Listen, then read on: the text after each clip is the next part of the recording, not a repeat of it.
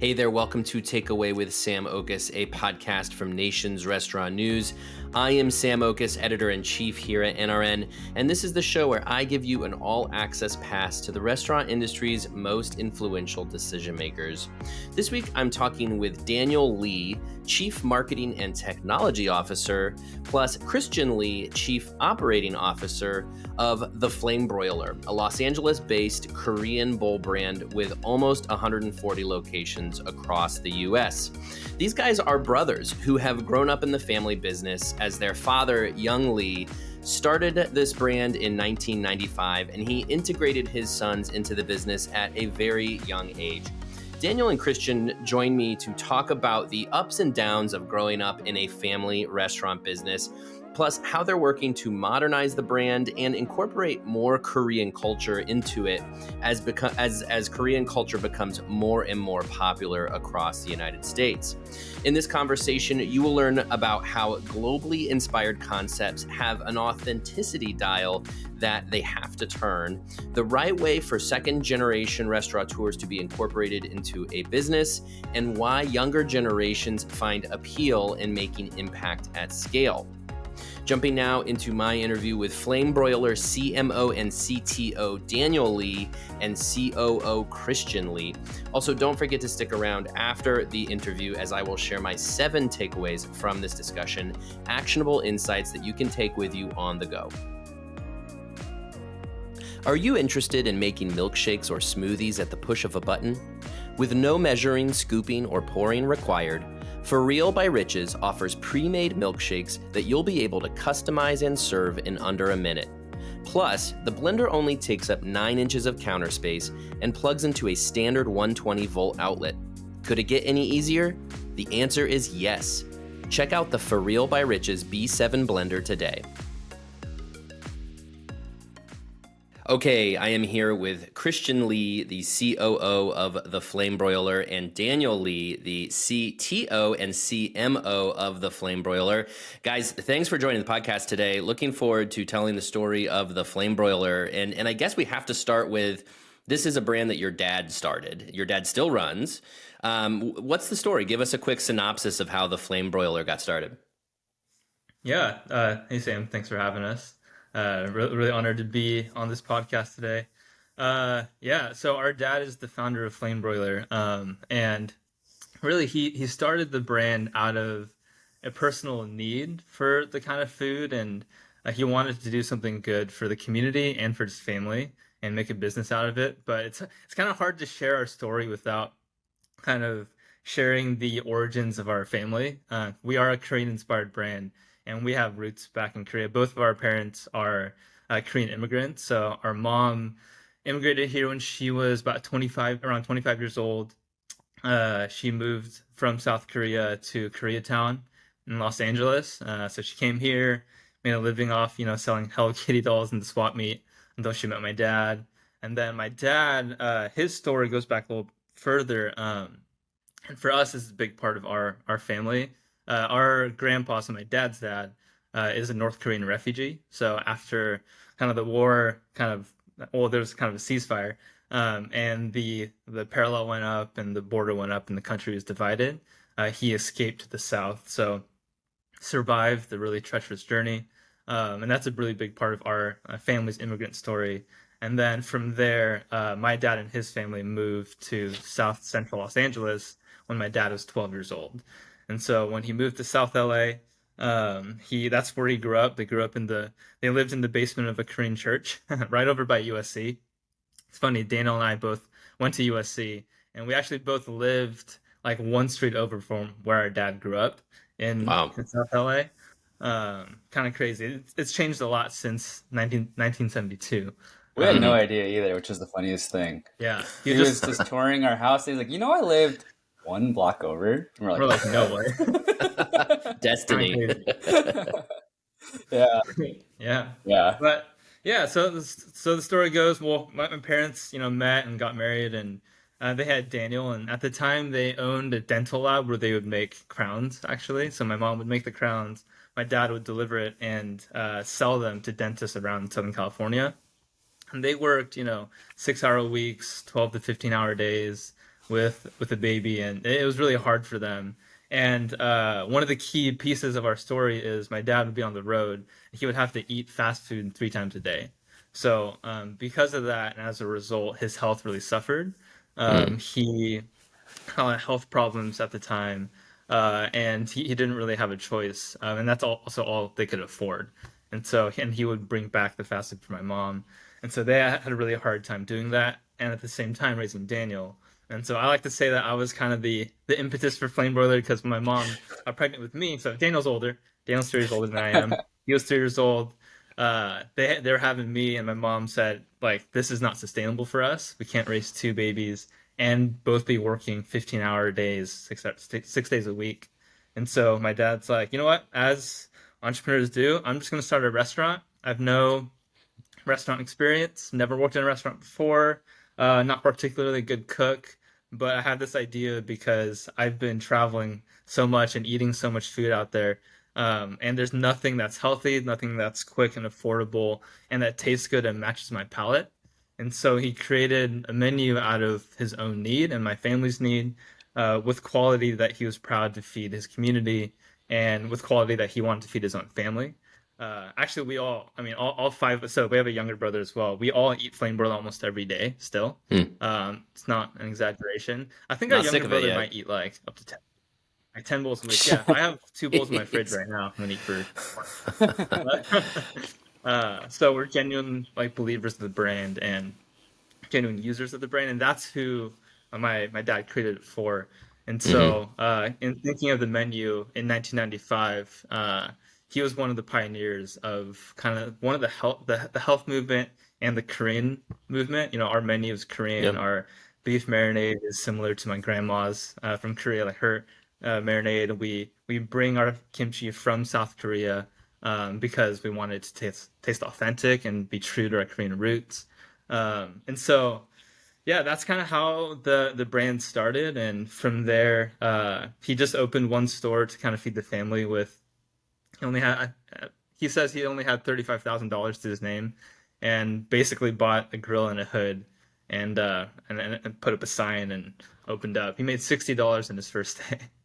Wow. Uh, I love, by the way, I love that your dad's response to working too long of days was to open uh-huh. a restaurant. Yeah. I mean, I imagine then when the restaurant opens, things Mhm. get crazy, right? I mean, because then was your mom working, helping him work the restaurant? Like, was it pretty tough running the restaurant in the early days? No, my mom cut a deal. She said, "You work, and I'll be Raise with a the kids." family. Yeah, and it's funny because we like tell this story to like, people around. It's like, wow, like that was such a good idea. Like I can't believe he thought of that. I'm like, no, it was a terrible idea.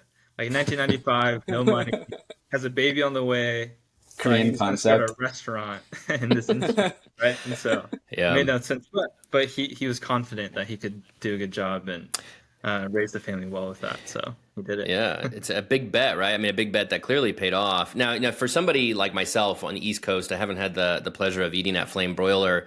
When I hear Flame Broiler, that doesn't necessarily for me jump to Korean food, and I'm gonna guess that in the '90s, maybe that was a conscious decision. That today you can, incorporate more Korean culture into the branding. But tell me Mhm. about the brand of the Flame Broiler and what it is represents for the menu and what it meant, I guess, in the '90s, what it means today. Mhm. Sure. I mean, yeah, that's always a very fun question just because, like, when we do, we're going to conferences all around the country. Like, oh, who are you with? Oh, with Flame Broiler. Like, oh, it's like a burger joint. Right. And we're just like, nope, it's a Korean concept. So yeah, I mean, you kind of touched on that already.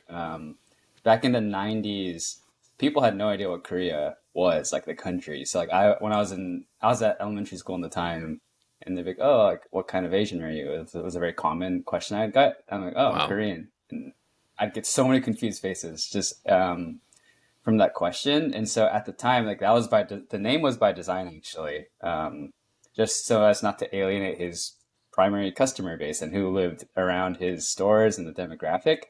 And so that's why it was called Flame Broiler. He literally was like, Flame Broiler sounds good. I think everyone would know that's a restaurant, so I'm gonna stick with that. Mm. And so that's the name that we ended up with. And we actually did start with a lot more Korean elements, but a lot of Korean cuisine has a lot of fermented food, and a lot of the spices that are used are very much so acquired taste. It's a little bit difficult to for people to really pick it up. And so while we did start with, kimchi and a lot of things like that, that's those ingredients just kind of left. It slowly left the main menu for a while, and then we actually just kind of reintroduced kimchi. I want to say like 3 years ago or so. Um, and so today we're still trying to find our identity. To be completely honest, it's such a different world now, um, and not a lot of people know that Flame Broiler was started by a Korean immigrant, and it's still run by like a whole group of Korean folks. So, Mm-hmm. yeah. So for the second part of your question, we have no idea. We don't know what our brand is today. To be completely honest, we're finding out. Yeah. Well, I mean, I get, I mean, right now, I would argue Korea is having perhaps the biggest moment in America ever, right? I mean, It with is. K-pop and Korean culture really taking over, I imagine that provides you guys with an opportunity. So to your point, Daniel, I mean, do you want to lean into the Koreanness of the flame broiler now as a way to capture that, or is there, this 30 years of history that you've got behind you now that you're also trying to, somehow honor that? Yeah, that's exactly what we're trying to do. So, the original value prop back in the day, Christian kind of touched on it, was basically quick, fast, healthy food at an affordable price that tastes good, right? Because healthy food, especially at the time, was not associated with good taste. Um, so that is what the last, 20, 25 years was about. And then today we're trying to work that out.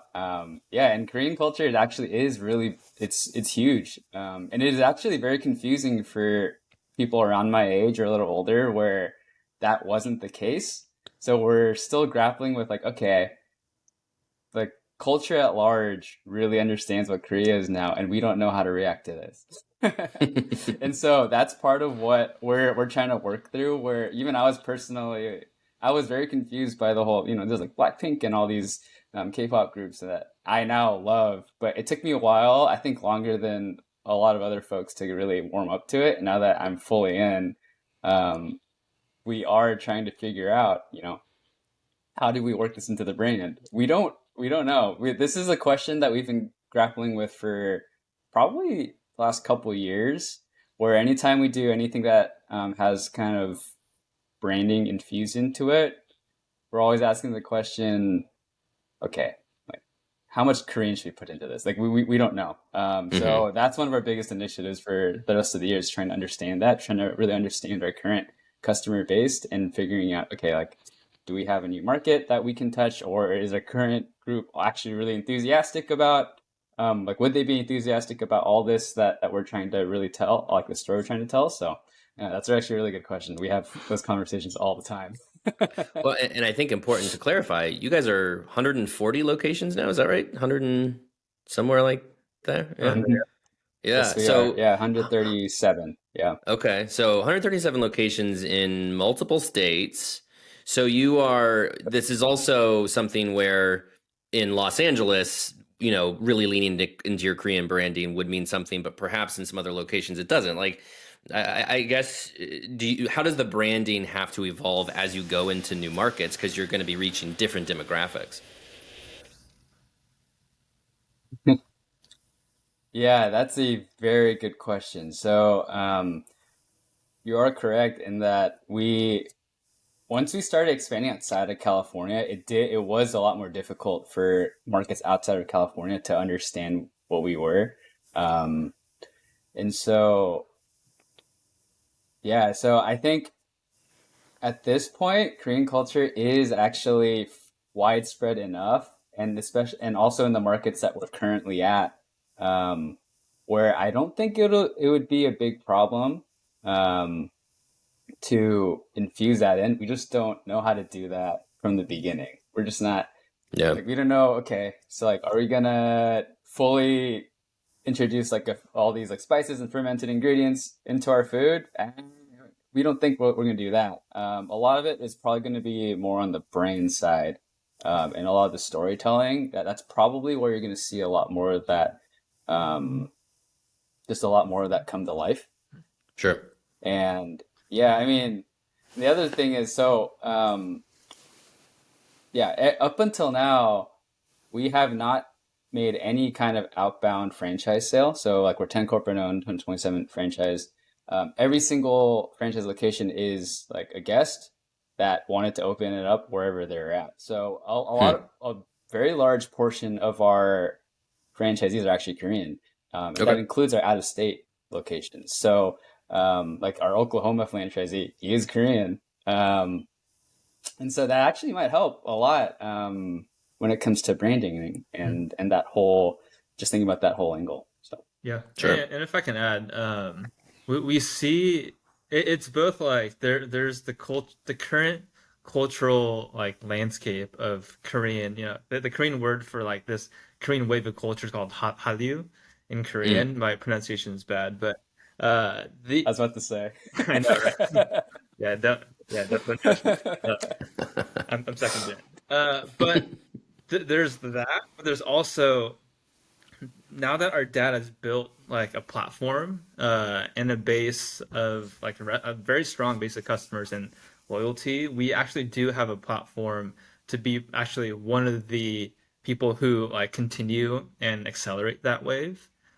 We don't have to just like write it or benefit from it, but we can actually contribute to it and be one of the leaders in how we talk about it and how we share about it. In Southern California, there's a huge Korean community here, but maybe in like Florida, Oklahoma, North Carolina, the other states that we're in, Arizona as well, the Korean population is growing, but might not be as big or as well known. And so we can actually use our platform to be part of the movement and part of and a leading voice in how we talk about Korean culture, and also like telling people, hey, Korea is more than just Korean barbecue and K-pop. There's so much richness around the culture and how we can talk about it and how we can share about it. And I think we have a pretty unique opportunity that we're like really grateful for, and we're excited to see and explore how we can be part of that movement.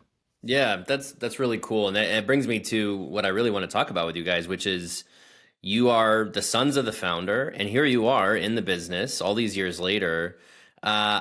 There's a lot of founders whose kids have no interest in getting in the family business. We see that across all industries, right? But I think especially in the restaurant industry, because a lot of kids see how hard it is to run a restaurant business.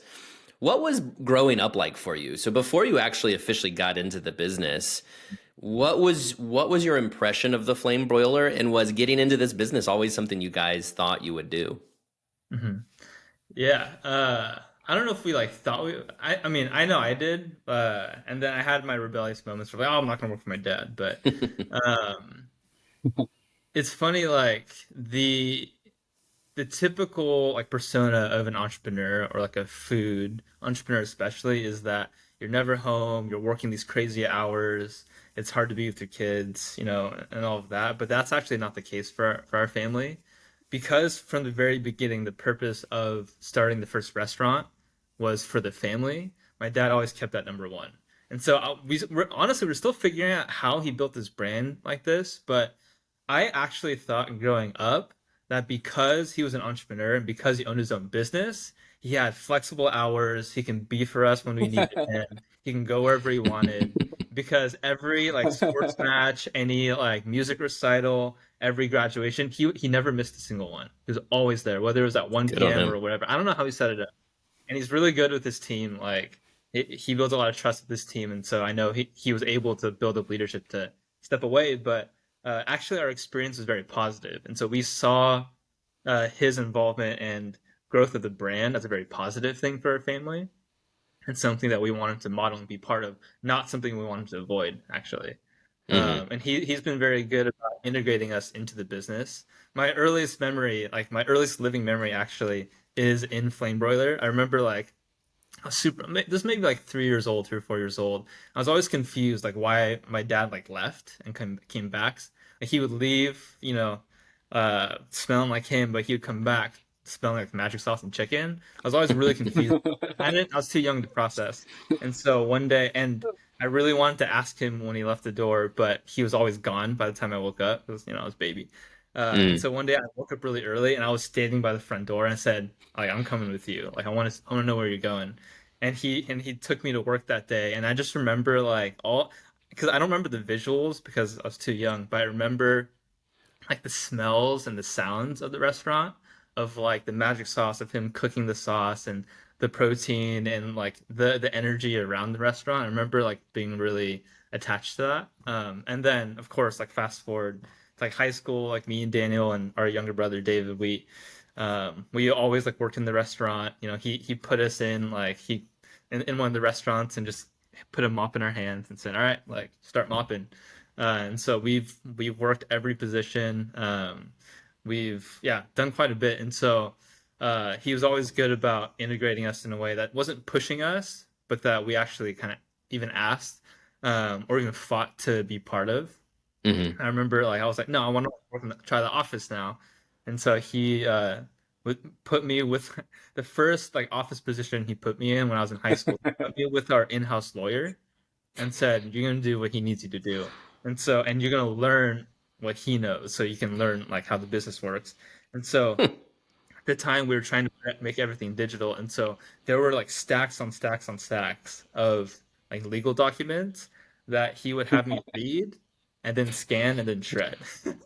Wow. I probably like thousands of disclosures. Like, what is this like franchise like disclosure document? Like what are all these things? But we really like kind of learned it from the ground up. And then I don't know, Daniel, if you want to share more about like the franchise part of it, but Yeah, somehow I dodged that whole document bullet. I kind of went straight into like the cashier to whatever I wanted to do. So we're the eldest, so it's true.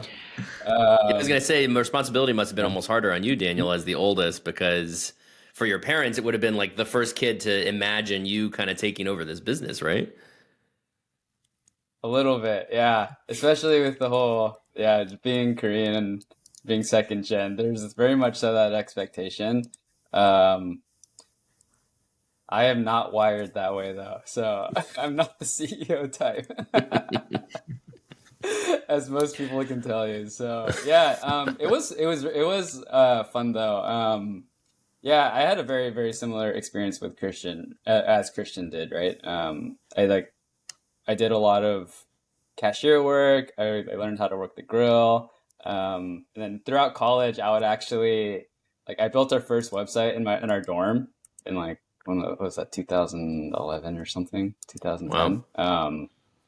Which was like I was always more of a techie marketing kind of guy, and so yeah, I built that. I was managing. Um, we had a partnership with the local sports franchise with several. So I was managing that franchise out of wherever I was living at the time in college. So I was very much so involved too. And then I joined pretty soon after we graduated. I'd had 4 or 5 internships throughout college, and none of them they were all pretty boring in my opinion. And I liked how I could do whatever I wanted at Flame Broiler, so I was like, I could do that. I can do anything I want. Yeah, and then one of the biggest things that's really helped us with being integrating the company and moving forward and being able to vision cast is we actually owned a franchise for a few years. So Okay. Christian was actually still in college, which is very fun for Christian. oh god, yeah. Double duty. But we actually bought, so we actually bought one of the franchises and we ran it. So we did everything. I did all the legal stuff. I had to go and get the utilities all sorted out, gas permits, the whole jazz. I ran payroll and I would work the grill. I did everything. I think we owned it for 3 or 4 years, and we did raise sales. So Yeah. Was that by request of your dad? Did so we he did do that. suggest you guys do that, or was it like a failing franchise you wanted to buy back? How'd that all come about? Do you remember? I don't remember. He it was I remember I was in a meeting. This was like after my second year of college. It was that summer, and we were in a meeting, and I like brought it up randomly as kind of a joke. I said, "Hey, like, what if me and Daniel buy one of these?" And he was like, "Okay." I was like, "Wait, are you serious?" He's like, "Yeah." He's like, "It's good. It'd be good for you to learn." But like, I don't know. We just didn't really think about it. He said, "Okay," we just kind of did it. I was going into my third year of college, and so I ended up for the next 2 years of college stacking all of my classes on Tuesdays and Thursdays. So going like 8 a.m. to like 6 p.m. like classes with no breaks, and then Monday, Wednesday, Fridays I would drive down and work the store, and I handle a lot of the people side of things, people and ops, and then Daniel did ops and a lot of the more business things, marketing, the business, the finances, P&L. But we both kind of learn everything that goes into running a restaurant and all the hardships like, that is associated with that. And so Daniel definitely supported it a lot since he was actually working full time and I was a college student. But See, it was an amazing experience for us. I imagine your dad that he probably loved that you pitched that idea, right? Because he's now gets to see you guys become entrepreneurs Yeah. too, right? I mean, you're running your own business and you're going through what he went through, 20 years prior or whatever. So that was probably a Yeah. pretty cool experience for him. So you guys both went to USC. Was Mhm. there intention coming out of USC? Did your dad say, go find something else, do your own thing, be your own person, and the door is open here? Was that kind of the idea? Because, I mean, Daniel, to your point, like the restaurant industry has a way of sucking you back in, right? Like you try to get away, even if you try to get away, you get Yeah, sucked back it in. does. Yeah. Was it that happened for you guys? It was more like, I'd love for you to come work for me, and then you can do Gotcha. something else if you want. But Yeah. Gotcha. yeah, it's closer to He that. has a Yeah. way of like not telling us to do anything, but uh, having us make our own decisions because we want to. We have a genuine desire to. And so I know for me, like I had a moment when I was in college of like, oh, I don't like need him. Like I can chart my own path, and I was kind of I was a business major, but specialized in social entrepreneurship. And so I had a dream of starting my own thing of like I'm going to help people in my own way. And then, but I had a little come to Jesus moment. I was like, you know what? Like that's stupid. Like our dad is inviting us into the family business, into a legacy that he's built for the past 25 years. Um, and I have an opportunity to have impact at scale and Yeah. continue like what he built and continue with the values, the mission of our brand, to serve healthier food and make it more accessible for communities across the country. And so I was really compelled by that idea. Really loved the aspect of partnering with our franchisees and how they're invested in their businesses and how we can treat our employees and kind of change the narrative of how fast food workers are treated. And there's a lot of different things that compelled the both of us to do it, and is ultimately why we decided to jump in full time. Yeah. Oh, I mean, And incredible kind of, opportunity. Yeah, go ahead, Daniel.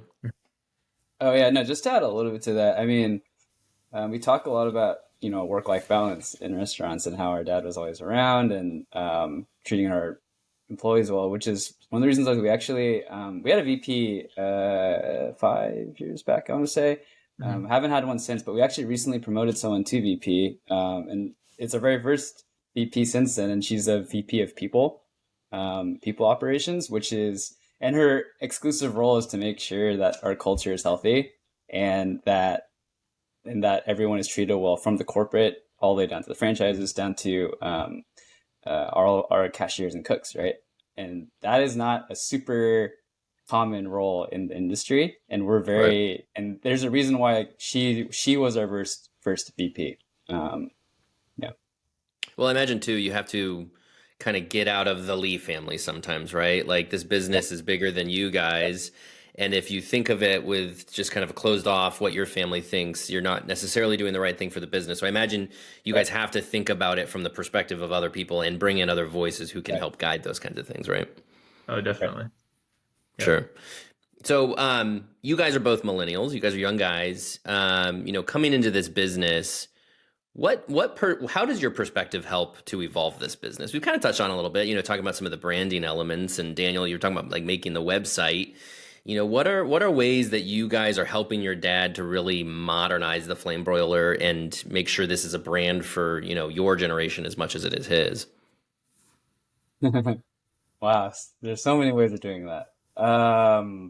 Yeah, I mean, so I did mention the website, and I think there's two. I mean, that's my role, right? So there's two pieces of it. So one is going to be the branding side. We've talked a lot about that already. So when it comes to the Korean story, and it's a very different world now where Koreans are very well known in the mainstream, and understanding how to better infuse that into our brand and making sure that we can keep our current guests and give them what they need, and also potentially reach out to new markets by infusing that more into our brand story. And the other piece, obviously, is technology. So that is what I've been spending a lot of my time on over the last, it's been a while at this point. So I built the first website, switched to our first cloud POS. When COVID hit, I was awake for, I don't even know, it was like 72 hours straight building Olo and then and launching that. So that whole angle is something that's very much so driven by our generation in a lot of different ways. And that being said, there's so many things when it comes to the operation side and actually implementing and executing that in stores that we heavily rely on folks who have a lot more experience in the industry. Like little things with how kitchen chits are printed, right? There's so many little things like that requires a lot of crystallized and learned knowledge that we really have to partner together just to be able to implement that and drive the business forward. But yeah, a lot of this stuff that you're asking about, it's mostly has to do with the branding side, because that's very rapidly changing, and the technology side, which is changing just as fast, if not faster. So. Right. I imagine too, you guys probably have more competitors than you ever did too, just because in the 90s, you're not going to see as many multi-unit Korean QSR brands as today, because there is opportunity. You see more competitors. So what kind of pressure do you see to innovate, to make sure that you guys can rise above the competition and be the choice that customers go to rather than your competitor? Yeah. Yeah, I can take this one. Yeah, I mean, there's definitely a lot of competitors. I mean, my dad, he was actually telling me this last week. I didn't know this, but in 1995, when he started the first flame broiler, no one that he knew of had rice bowls at the time around him.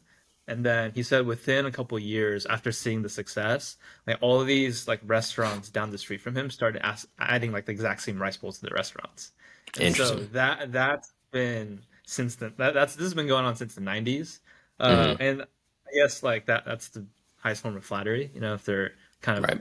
trying to emulate what we've built and done.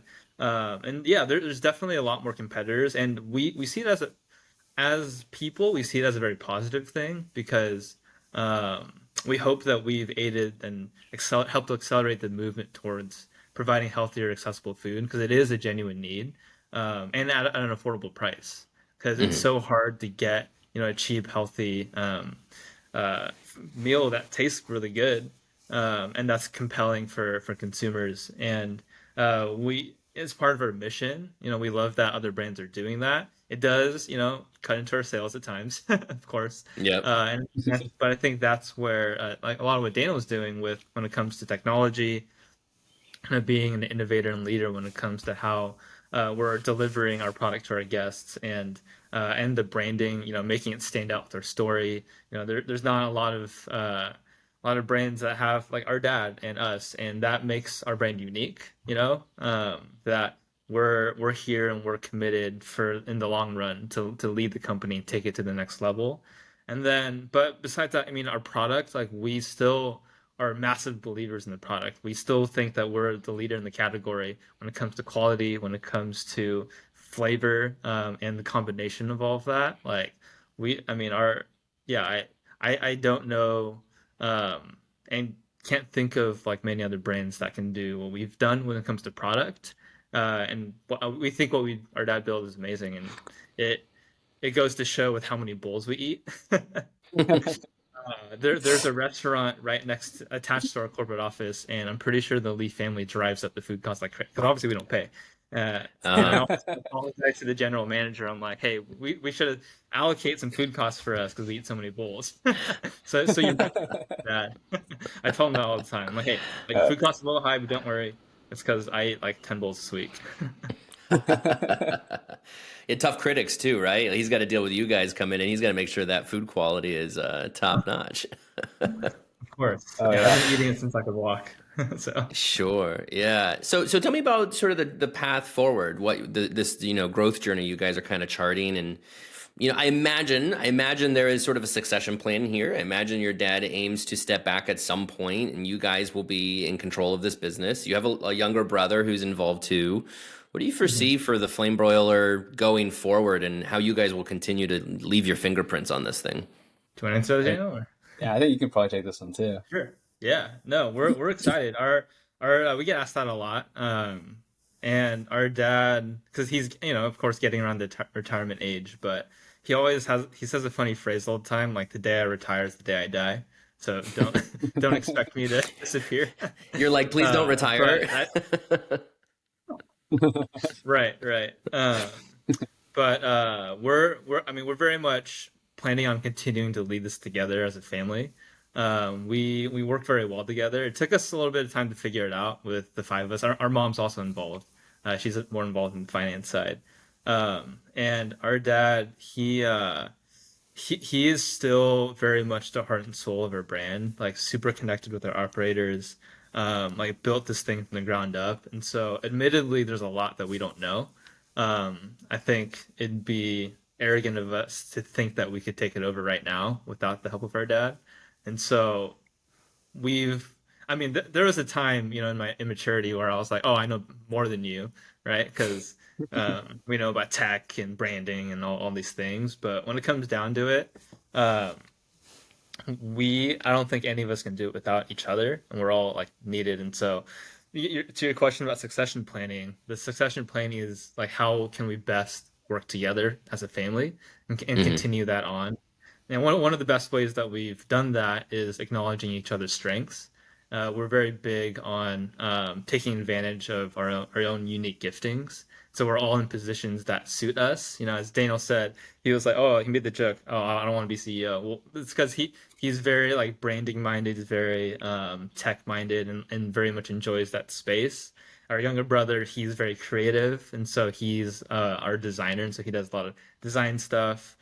We've taken on a lot of the responsibilities from our dad that he doesn't necessarily want to do, and so now he goes around engaging with people and fixing things. He loves fixing things, and so Mm. for corporate stores we actually don't have anyone in maintenance and facilities because he does it all himself. Wow. So yeah, I mean, They even actually Christian and our dad. They actually visited franchises this yeah, week. yeah, we're Yeah. we're out there in the field this week. Visited two yesterday. He always has his toolbox with him. And Yep. so it's everyone's That's hand, awesome. then pulls out the screwdriver and says, "All right, I'm gonna fix that for you." Yeah. It's kind of his Good vibe, for him. Not too many CEOs who are doing that. right? So, what inspires you guys? I mean, when I think of, your generation and, thinking back to when you guys would have been like in college, it's when the fast casual industry really took off, right? Think 12, 13, 14 years ago, the rise really of Chipotle, everybody who wanted to emulate Chipotle. Um, I imagine you guys are inspired by some of these trends in especially fast casual, right? Because fast casual, that's not a term that existed really when Flame Broiler comes out. But just as far as like, improving the quality of QSR, a lot of the aspiration tends to be fast casual. So I guess Mhm. I say all that just to ask, like, do you seek inspiration from other restaurants, other trends in the industry as ways to elevate Flame Broiler, or are you always just trying to kind of keep this brand really what it always has been and can continue to be at a high level? Yeah, I mean, I think what inspires us the most are our founding like mission and values that I think set us apart, and we operate under a framework that we believe that food has a lot of power. And there's like a few key principles associated with that. We believe that food is fuel, food is opportunity, and food is community building. Mm, And we think that restaurants have a really unique opportunity among other industries because we're on the forefront of a lot of just what happens in the world. We employ all walks of life. We have a physical presence on the street that impacts the beauty or the lack thereof of a community. We and in so many ways, and we literally feed people, right, in the community. And so, in so many ways, we think food has a lot of power, and restaurants have a lot of power. And so with food as fuel, like food is literally fuel, and there's a huge need for more brands and more restaurants to provide more nutritious options that's accessible to everyone, not just those with higher income.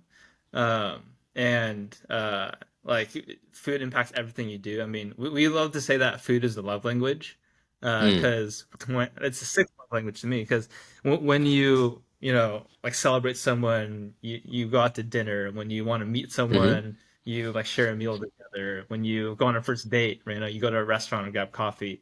And so food fuels so much of just life, besides literally sustaining life. And then the opportunity, it's restaurants have a really cool opportunity when it comes to franchising specifically. You know, franchising gives someone an opportunity to be an entrepreneur and build their own legacy for their own family, and also giving opportunities to people who might not have had opportunities otherwise. And my Right. dad was always really big on that, on you know giving everyone opportunities, and as a result of that, we have an extremely diverse group of franchisees. I think 89% of our franchisees are BIPOC. Over Mm. half are women. Um, and it's just you know it gives us a chance to impact people and provide opportunities in ways that would be hard otherwise, and including employment. You know, we can be either detractors to an hourly worker's life or a contributor, and when it comes to how we treat them, the development opportunities we give them, how well we pay them, and all those things, and how do we kind of sacrifice the resources that we have for the betterment of our people, actually do it and look for success for our people, not kind of not using our people for our own success. And Mm. then the last one, and I'm going a little long on this, but the last one in terms of community building, like the restaurants have physical presence in communities, and in the way that we partner with them, in the way that we give back, in the way that we integrate ourselves in the community is really important to us. A gut check question that we ask ourselves all the time is, if one of our restaurants shut down, would the community miss us? Would they feel our absence? Would they be bummed and say, "Oh man, like we're really sad that Flame Broiler's gone because they gave back so much. They provided such good jobs and opportunities for our kids. They, you know, employed the people who might not have had opportunities elsewhere." And so, yeah, I mean, I can go on and talk for hours about this, but that is the core of like what inspires us to do what we do.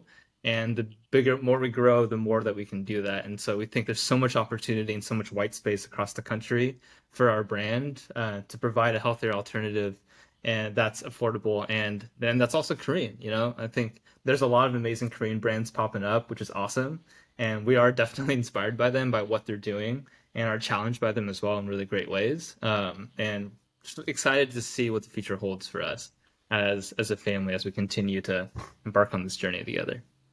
Yeah. Yeah, it's cool. Wow, Yeah, I haven't Daniel. talked in a while. Just um, I know my voice is like kind of to add to that. It's been really encouraging and cool to see a lot of the stuff Christian is talking about. It's not like we came up with that. Hmm. Um, we've been seeing a ton of other food brands implement a lot of these things. We see revised HR policies, right? Um, there's that whole initial wave of fast casual that you kind of touched on, and that really started like a really really cool movement to where food became cool. I think that's a good way to put it. Where you know, if you think about Chipotle being as basically one of the very first fast casual style restaurants, they brought a certain type of cuisine to the mainstream, right? There's like a bunch of Right. flavors that they use that didn't exist in a lot of parts of the country. And ever since then, flavors and certain trends for cuisines from all over the world, they'll randomly just start gaining traction and then become popular, and it'll stick in the mainstream. And I think that's really really cool. Hmm. It's amazing because back in the 90s, there just wasn't a lot of options and a lot of different variety depending on what part of the country you're on that you could really experience easily and accessibly, right? You can't just walk down the street and get Korean food, and now you can. Right. And there's other, Christian mentioned, there's other Korean brands on the country, and that's really, really cool to see. We love to see that because it means that that type of cuisine and our culture is being shared everywhere, and that's awesome. I love being able to go because I go out to all over the country for conferences all the time, and every time I go back, there's always more. There's more food. There's more everything that I can kind of experience and just and really just enjoy. And I think that's a really inspiring, and for us, that's very motivating. Where it's like we can be part of that, and really drive a lot of this stuff that we're talking about. So Yeah, that's really cool. So last question for you guys. Mm. You guys are a family business and you've done impressive work on this thing, scaling it to 137 locations. I'm just wondering for advice to other people out there who are either in a family business, considering starting a family business, considering passing a business down to their kids, or if their kids who might be coming elevating into the family business. Any Mhm. kind of tips that you could offer? What are some suggestions on what makes this go well? Oh, wow, there's a yeah. lot. There's a lot. It is pretty funny just because every time people hear that I work with my family, without fail, the immediate comment I get is, "That's hard, huh?" And it's funny because my response is, "No, not really." Um, One of the things that has been very, very helpful for us is our family is very open with each other. Like we kind of hold grudges, but not really. And if we have issues with each other, we bring it up, we resolve it, and we understand what the underlying issue is, and we'll figure it out. And we don't leave the room until we do. And there's no backstabbing. There's none of that stuff. Like we're very forward and honest with each other, and we understand that. I think at the root of it, we understand that we are looking at what's best for us, right? Not for ourselves. Like we're very confident in that. We're very, very confident that um, that we want what's best for everyone, right? Hmm. Um, so Mhm. I think that piece of it is really big. And the other piece of it is understanding that there's about a billion different functions in the family business, right? So if you go into a restaurant, it doesn't mean you have to run the restaurant. You can and you don't need to be CEO. You don't need to be a certain level. If you want, you can focus strictly on, I don't know, like design, strictly on the guest experience, strictly on supply chain, whatever you like doing. You don't necessarily need to like have all of the headache and migraines of running a full-on business. Like you don't have to do that because a lot of Right. times, especially with family businesses, that seems to be almost a given that the kid is expected to do that, and that's not true. Like if you don't want to do it, you can still join the family business. But a lot of that is reliant on whoever is the current generation to make that clear and making sure that there's controls where if there's certain things that might not be well suited to your strengths or might drive you away, that making sure that those other things are accounted for so that you can really grow and like do what you're best at doing. So I don't know, That's good. Christian, I'm sure you have Yeah, stuff Christian. to add. Yeah, yeah. There's a lot. I mean, we've put in a lot of work over the It's not years. easy. I guess that's one thing I should add. It is Yeah, not easy. yeah. It's not easy, but it's also like not hard because fundamentally, what has to exist, in my opinion, for a family business to function in a healthy way, in a non-toxic way, is to have shared values and purpose. Like at the end of the day, like we all have different ideas, and mostly, but intergenerationally is where we clash, right? With my dad's generation, our generation, but even between me and the brothers, like we're all three of us are very different, but at the baseline, the baseline fundamental beliefs that we have are the same, right? The same values. Our values are we exemplify love and help others win with fanatical excellence to feed communities. And the Mm. baseline, we all believe that. We all believe that, and we live that, and we model that. And our mission of like simplifying access to food, to healthy food, we all are very passionate about continuing that mission that our dad started. And that that's like the end goal for us and how we do it, and the means don't really matter, right? Like we've learned to understand that like we can disagree but come to to a conclusion one way or another, because we know that at the end of the day we're all going after the same thing, with the same values. And so that's helped out a lot, and we're willing to do the work to figure it out, to figure out the means of the how we go about, loving people and, helping them win, and all of that. And so that's super helpful. And then just empathy, empathy as another baseline for each other, the willingness to hear each other out, respect each other's opinions.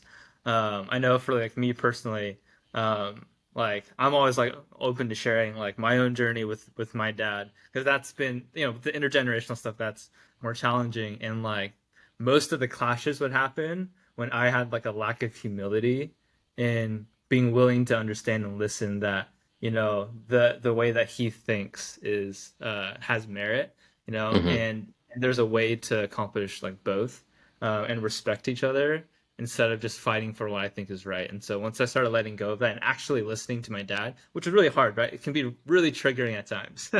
Yeah. Working with your dad, like your dad saying, no, it's got to be like this. I'm like, oh, whoa. If Yeah. anyone else said that, I might not react, but just Mm-hmm. because it's my dad. And so, like, looking in the mirror and saying, hey, like, where is my pride kind of seeping into my response? And how can I show more humility, and listen, and being willing to adjust my own viewpoints and respect my family's. So yeah. So I mean, in a lot of ways, there's a lot of things we could say about how to make a family business successful, but those are top of mind for us.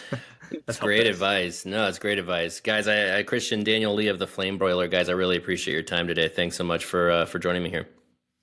Absolutely. Thanks Yeah, for thanks having for us. having us. Are you interested in making milkshakes or smoothies at the push of a button? With no measuring, scooping, or pouring required, For Real by Riches offers pre-made milkshakes that you'll be able to customize and serve in under a minute. Plus, the blender only takes up 9 inches of counter space and plugs into a standard 120-volt outlet. Could it get any easier? The answer is yes. Check out the For Real by Riches B7 blender today. That was my interview with Flame Broiler CMO and CTO Daniel Lee and COO Christian Lee. So, what should you learn from this interview? Here are my 7 takeaways. My first takeaway is that you should be a fan of your own product. That might seem very obvious, but I was really impressed by the Lee brothers, how they said they have bowls in their fridge. They've been eating these bowls for nearly 30 years, basically their entire lives. And they're eating them almost every day, if not every day. I think that's a real testament to the fact that they are serving food that they like. It sounds stupid, but that is important. You should like your own food. If you don't like your own food, how will you ever get your guests to like your food? You should be convicted by your brand and the product you're selling, because it makes it that much easier to invest in your business and to want to see success in your business, because you also believe in the product. These guys clearly love their product, and it shows in the success of Flame Broiler. You can't force yourself to like something. If for some reason you're at a restaurant or you own a restaurant that you're serving something maybe you're not into, okay, I get it. In the future, though, as you pursue menu innovation or if you open additional concepts, consider really loving what you're serving. My second takeaway is that globally inspired concepts have a dial to turn when it comes to authenticity. We sort of take for granted, in the last, I'd say 10 years, that globally inspired foods have really taken off. You look at the Mediterranean category, of course, the Asian category, so many incredible flavors all across this planet that are taking root, especially in fast casual, but really all across the restaurant industry. And, we might say that global flavors are in. Rewind to 1995 when Flame Broiler was founded, and the Lee family, they didn't have that same experience. At the time, Korean culture wasn't as well known in the US. Korean flavors certainly were not well known. And so Flame Broiler, as they described, Christian and Daniel talked about the fact that Flame Broiler itself doesn't really mean much as far as Korean brand. Today, they probably could have named it something with more Korean influence, but at the time, they were really just trying to reach the masses. They were trying to find an audience, and they actually pulled back a little bit on some of the Korean, Korean influence of their brand and even of their menu. But as we talked about in this conversation, Daniel and Christian are really trying to help bring more of their culture into this brand because, as you probably know today, Korean culture is everywhere. It's exploded in popularity with K-pop.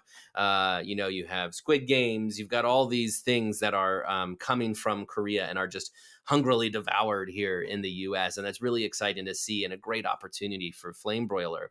Why I say that there's this dial you have to turn on authenticity is that you can tell in the conversation that Daniel and Christian and the rest of their family, they're trying to figure out how much do you turn it up? How much do you really increase the level of Korean culture, branding, flavors on the menu when you already have an established fan base based on the product and the branding they put out in 1995 when it was a much different reaction to Korean culture at that time. And it really did make me reflect on all of the other globally inspired concepts across the US. Depending on what community you're in, depending on your core demographic, depending on when you started, you're always going to have to work on that dial because you have to figure out what resonates with your audience. I'm very happy to say that I think our country is finally at a time where you can turn that dial up, where people are ready for global cultures and flavors more than they ever have been. But it's not so simple as just going whole hog into it. And the Lee brothers really explained that in this conversation. And I thought that was really interesting. My third takeaway is that second generation restaurateurs should be integrated into the business naturally and not forced. One narrative I've heard across the restaurant industry recently is that a lot of second generation restaurant owners and the family, the children of restaurant owners don't want any part of the business. I've heard this particularly in the Chinese food industry, in Chinese restaurants, that a lot of the children of the founders of these restaurants have chosen not to continue in that family business, not relegated just to Chinese, just one example. And I find the Lee's situation so interesting because they clearly love this brand and they clearly wanted to be involved with it. But it sounds like Young Lee, their father, the founder of Flame Broiler, really did it right. He let his sons figure out for themselves what they wanted to do. He wanted them to make their own decisions, that he gave them the flexibility to figure out what in the restaurants they wanted to do, what they were good at. And now you see they are grown up. They're really taking over this business and have a significant say in its future. And that's probably to his credit that he took that path in getting them involved. If you have children in your business, or if you yourself are a second generation restaurateur, maybe this resonates with you. But the right model shouldn't be forcing your children into it and, telling them exactly what they have to do, telling them they have to take over the restaurant. Because as with anything in parenting, you're going to push them away. Instead, integrate them naturally into that business and help them see why it could be a future for them that they love, not one that they have to do. My fourth takeaway is that younger generations are drawn to the potential for impact at scale. Christian mentioned that he went to school to become a social entrepreneur, for a social entrepreneurship degree, and why he wasn't totally sure if he was going to get in the family business when he came out of school. But what he realized is here he has this national system of restaurants just waiting for him and that he has access to. And that is an opportunity to have an impact and have an opportunity for impact at scale. We all know that Gen Z, millennials, younger generations, more than ever, they want to have an impact. They want to change the world with the jobs that they're doing, which is great. And we should always encourage that, of course. But sometimes they get a little bit small-minded on what exactly they want to do or what they think they can do in order to accomplish that. Whereas having a QSR franchise, as the Lees do, maybe one might look at that and think that doesn't fit into, climate action or whatever. But in fact, as Christian said, they believe that food has a lot of power. Like when he said that, food does have a lot of power. Younger generations want to use power for good. That's an opportunity for restaurant leaders. Find those younger generations who are looking to make a difference in their lives. Show them how your brand can be a platform for that kind of change, because then you can incorporate really talented young people into your business to help to move it forward. My fifth takeaway, speaking of younger generations, you should tap into your younger employees to adapt to branding and technology trends. Of course, this might seem again a little bit of a no-brainer, but fact is, younger generations, your young employees are going to know more about current events, current trends, what's cool. They're going to know way more about that than you probably will as a more veteran restaurant owner. It's always changing, right? Our culture is always changing. The trends are always changing. What's in with TikTok and Instagram and all of that, it might make you feel a little bit old, like it does for me when you try to catch up with it all. But the fact is you don't have to yourself. You can look to your younger employees for the ideas they have to modernize your brand. This is really what Daniel and Christian are helping to do, especially at Flame Broiler, along with their younger brother, David.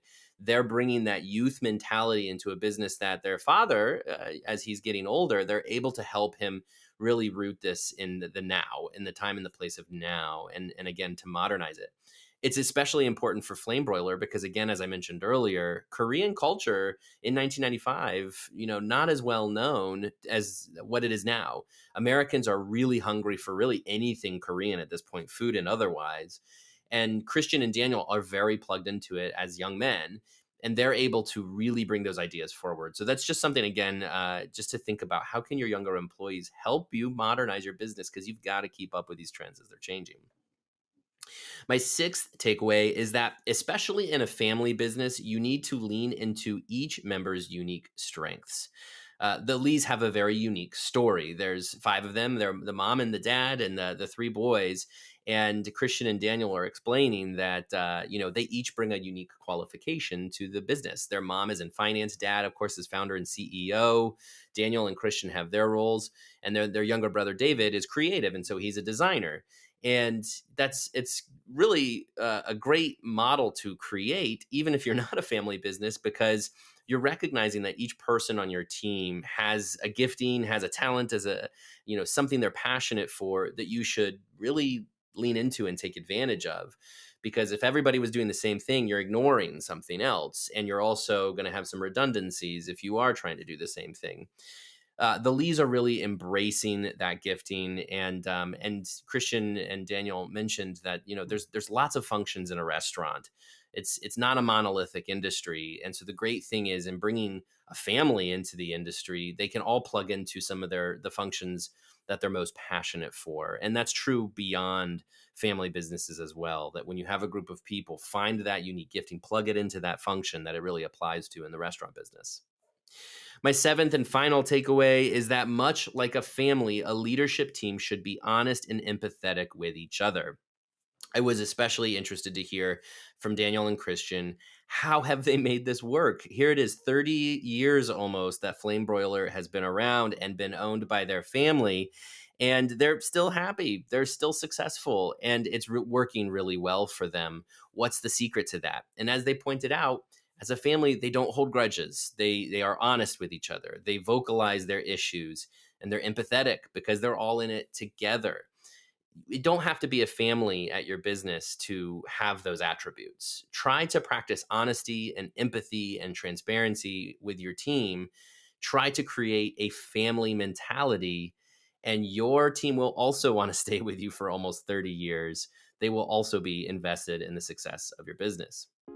Those are all my takeaways for today. I hope you enjoyed this episode. Please remember to subscribe to Takeaway wherever you listen to podcasts and leave your feedback. You can also email me at sam.oches@informa.com. Thanks again, and talk to you next week.